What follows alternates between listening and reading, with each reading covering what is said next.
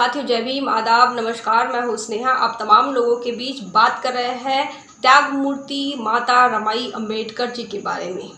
1930 की बात है जब पहली गोलमेज परिषद का आयोजन लंदन में किया गया और ऐसे में माता रमाई को इस बात की खुशी भी थी और दुख भी। खुशी इस बात की कि बाबा साहब गोलमेज परिषद में जाकर सरकार के सामने इस देश के शोषित, वंचित और तमाम बहुजन तबके के अछूतों के तमाम समस्या को लेकर बात करने वाले थे और कुछ सॉल्यूशन लेकर आने वाले थे। और दुख इस बात का कि बाबा साहब उनसे दूर जा रहे थे।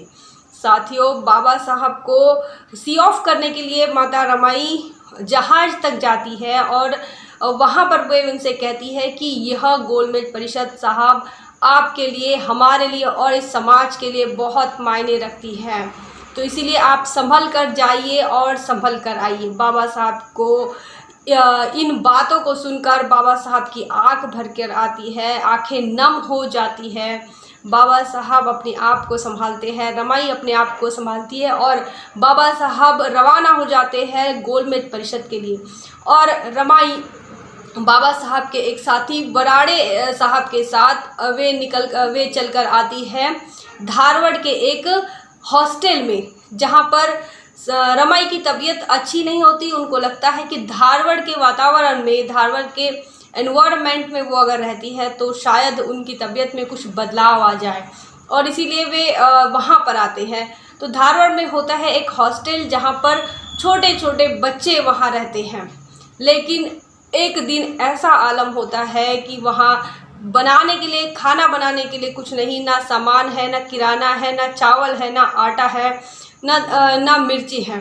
और जब रमाई माँ साहब को पता होता है कि हॉस्टल में हर दिन जो आवाज़, जो माहौल बच्चों का होता है, बच्चों की हंसी खुशी का जो आवाज़ होता है, वो आज क्यों नहीं आ रहा, तो माता रमाई उधर देखिए तो बाबा साहब इस देश के अछूतों को हक मिलना चाहिए करके ब्रिटिश सरकार के सामने बात कर रहे हैं कि आप ब्रिटिश सरकार के होते हुए भी इस देश के अंदर अछूतों की परिस्थितियों में, अछूतों के रहन सहन में, अछूतों के जीवन में कोई बदलाव नहीं आया। बात कर रहे हैं हमारे हक अधिकार की। वहीं दूसरी तरफ माता रमाई हॉस्टल के बच्चों की हंसी का और बात करने का और चिल्लाने का आवाज़ क्यों नहीं आ रहा है करके माता रमाई परेशान है। वो हॉस्टल में आती है, देखती हैं, पूछती है कि क्या बात हो गई, आज बच्चे इतने उदास क्यों हैं, बच्चे इतने शांत क्यों हैं।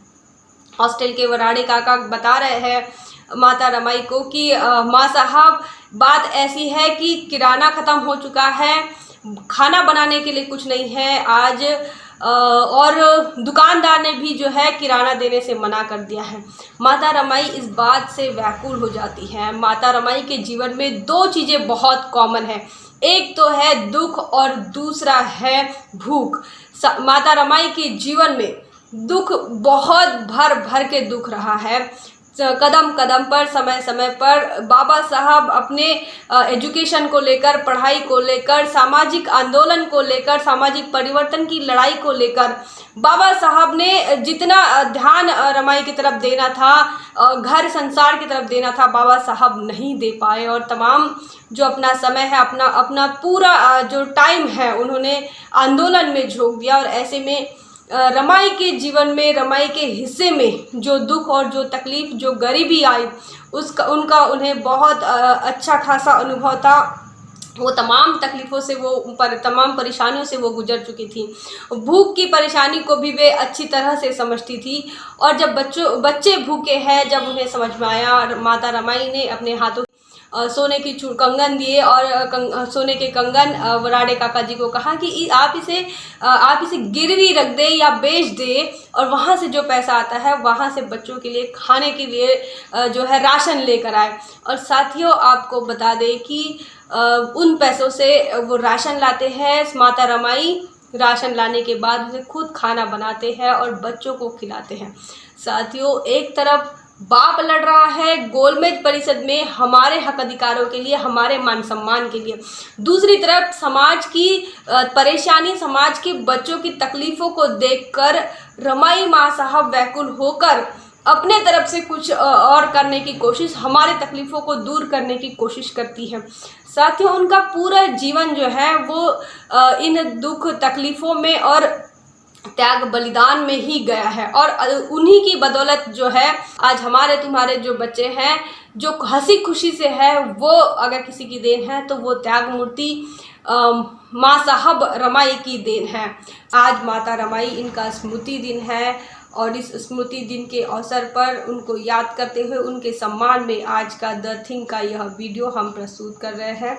आपके सामने कुछ ऐतिहासिक लम्हों को हम उजागर करने का हम प्रयास कर रहे हैं।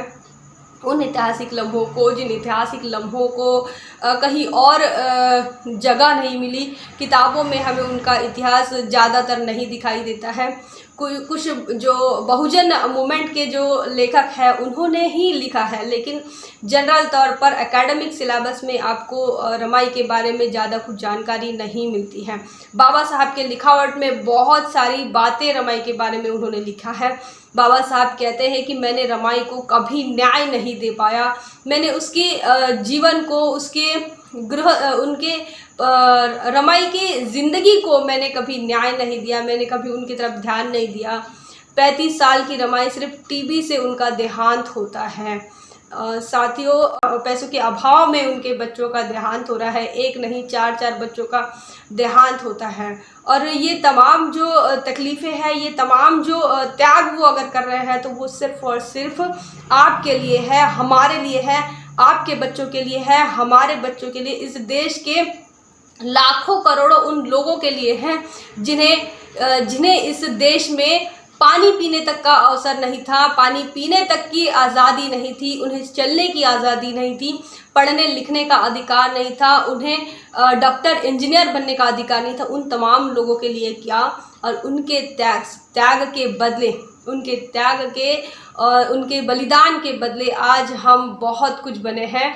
आज हम अलग अलग और बड़ी बड़ी मोटी मोटी पदों पर हैं। आज उनकी बदौलत आज हमारे महल खड़े हो रहे हैं, आज उनकी बदौलत आज हम अच्छी ज़िंदगी गुजर बसर कर रहे हैं, और इसीलिए उनका त्याग और बलिदान हमें कभी भूलना नहीं है।